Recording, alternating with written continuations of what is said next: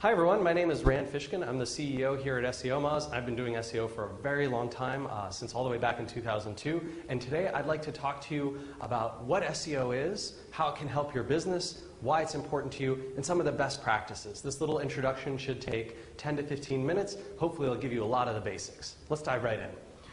So when you perform a search on the major search engines, right, I'm using Google as an example here, you get something like this, right? You get these results and they tend to be very relevant to the search that you performed. They give you lots of good information. Google tends to order things in the order that they think is most appropriate, most relevant, most popular, those kinds of things. And these results over the years have gotten really, really good. Let's figure out, how did they do this? What's the process search engines use to calculate relevancy, to figure out which results to put in here, and to see which ones rank highest? So the first thing that search engines do in order to find pages on the internet, which is a huge, massive place with literally hundreds of billions of different URLs, different pages of content across hundreds of millions of websites, is search engines write spiders. They're automated programs, also called bots. In this case, Google uses one that identifies itself as it crawls the web as Googlebot. And I've drawn this hopefully adorable picture to help illustrate that. These search engines crawl the web, so they look at, they'll start with a seed set of websites, and then they'll crawl out from there looking at all the pages that those websites link to. They use those links to find the structure of the internet and to discover all the pages on the web. It turns out that the web is highly interconnected and that you can reach even the far corners of the internet in just a few hops away from some of the most popular and important websites. After they crawl the web, they need to build an index of these documents. They do what's called a keyword inverted index, which means that they store all the documents by the terms and phrases that appear on them or they think are relevant to them. So that it's very quick when you search for example, NASA, Google knows, hey, we've already got an index of all the pages that we found that we think are relevant to NASA, and we can make queries against those much more quickly than we could against say, an index with all of the hundreds of billions of documents on the web.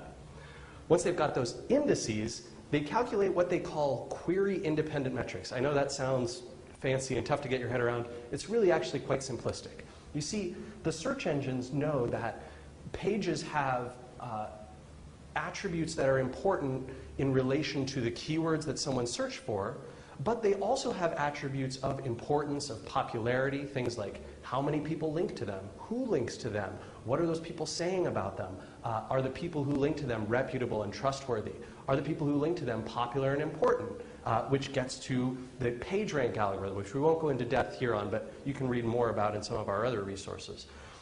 They calculate these metrics so that it's very fast when they say, show me all the pages from NASA and order them by the most popular and important ones, that they can quickly know which pages in that keyword inverted index are the most popular, most relevant, most important ones, as opposed to just which ones are in there, and now we have to calculate all that data on the fly.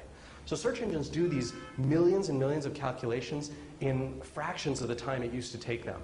Back in the day, to crawl the web, build an index, do this pre-processing calculation stuff, and issue these things out, Google would take nearly a month. In fact, they had monthly updates that they used to call the Google dance. Today, that same dance takes less than a few hours. Pretty remarkable. So let's go back to the search results and talk for a sec about how people actually use these search results. The thing is, when folks are typing words and phrases in here, the results that come up are related to their queries, certainly, but they also take into account a lot of things about searcher behavior and how people use things. There's all sorts of stuff in the results now, like personalization and vertical search and these kinds of things. What I want to talk about today, real quick, is the demand, how people think about what things to type into these boxes and why that's so important to marketers, to businesses, and anyone who's thinking about practicing SEO. So let's take a quick dive over here and talk about keyword demand. So the really interesting thing is that while lots and lots of people will do common searches, like I mentioned, NASA, they'll search for things like car loans. They might search for their favorite ice cream store down the street. And then they might search for very, very strange things like a combination of their name in addition to some press release, right? And probably very few people perform those searches. The really weird thing about this is those searches that are performed many, many thousands, tens of thousands, hundreds of thousands of times a month actually represent only a small fraction of the total quantity of searches that are performed in Google. In fact, if you take all of the searches that are performed more than 100 times a month, you're going to find that adds up to less than 30% of all the searches that take place. That means that 70% or more of searches take place in what SEOs call the long tail. Now, the long tail of demand is those strange, weird keywords that only get searched for maybe a few times a month, maybe only once a month ever. But it turns out that those odd searches, those many multi-word searches, take up the massive amount of demand in the search engines overall. In fact, Google came out with a stat a few years ago. They said that a full 20%, 1/5, of all the queries that are performed on Google search engine have never been performed before. Each month, 1/5 have never been seen before. No one's ever searched for them. It's an absolutely remarkable stat, and it speaks to the size of the long tail. Yes, there are lots of people searching for used cars, or car loans, or NASA, or telephone directory lookup, these kinds of popular searches.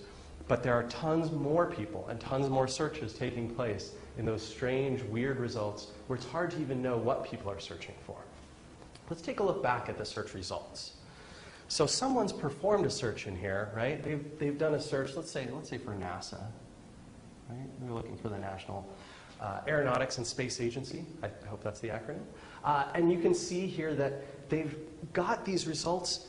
These results right here are called organic.